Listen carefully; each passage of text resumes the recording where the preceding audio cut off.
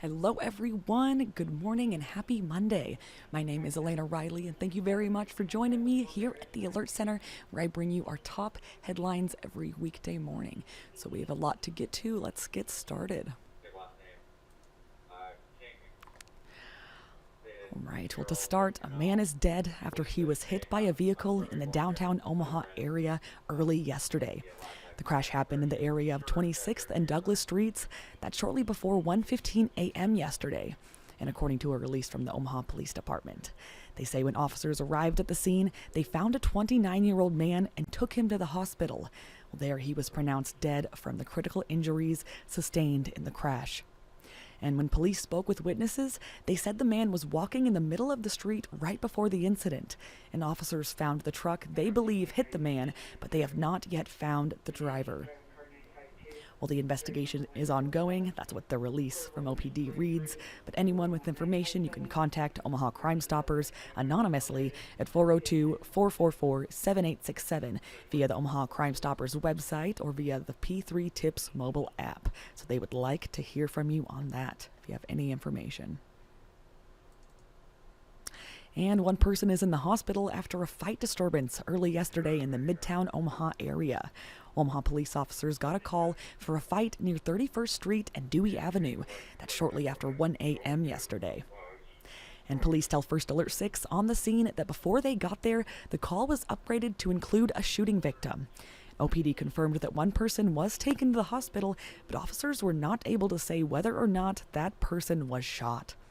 But police dispatch says initial reports show the victim's injuries are considered to be life-threatening here.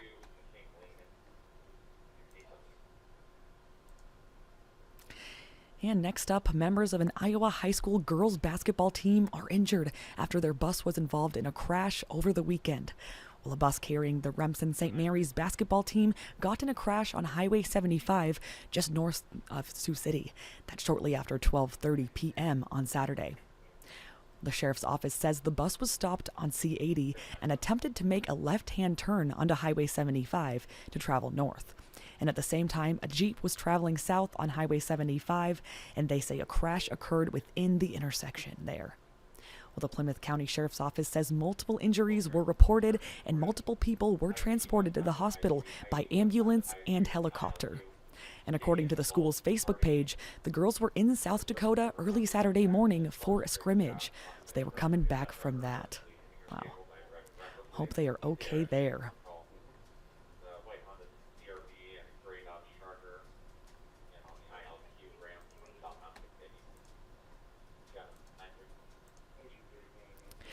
Well, the Secretary of War and U.S. Southern Command has confirmed another strike on an alleged drug trafficking boat.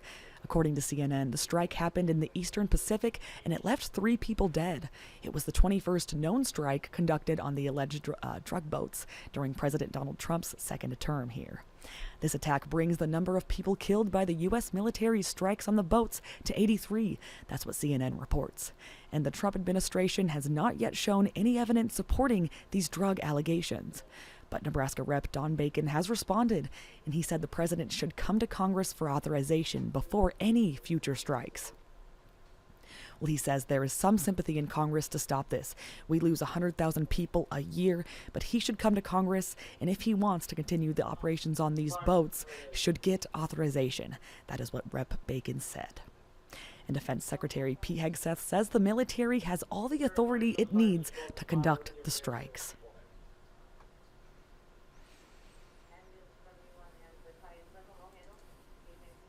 Well, the man sentenced for conspiring to kill a teen near Wahoo 56 years ago is now out of prison.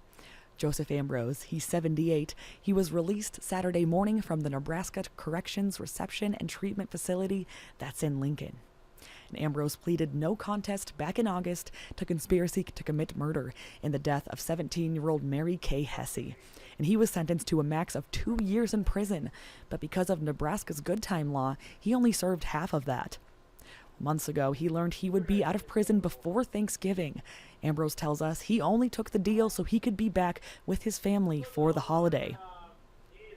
and he has repeatedly stated he would do an interview when he got out of prison to clear his name. But a few days ago, he changed his mind, and he insists that since there wasn't a clear DNA match, he did not commit the crime.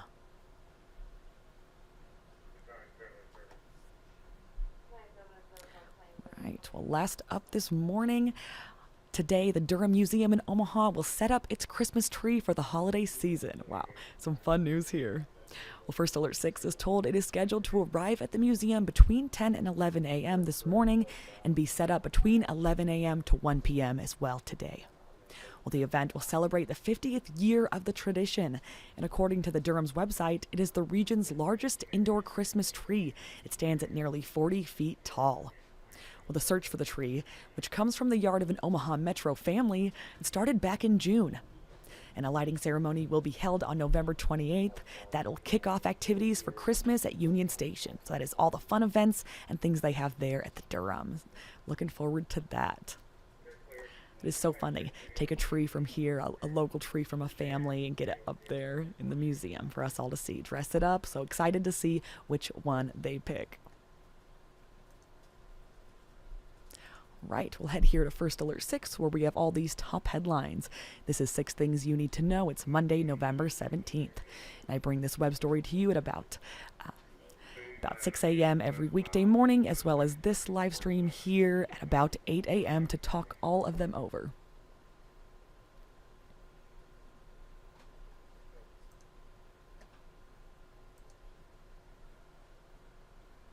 Alrighty, well, thank you very much for joining me this morning and getting your day started off with me. So have a good start to your day.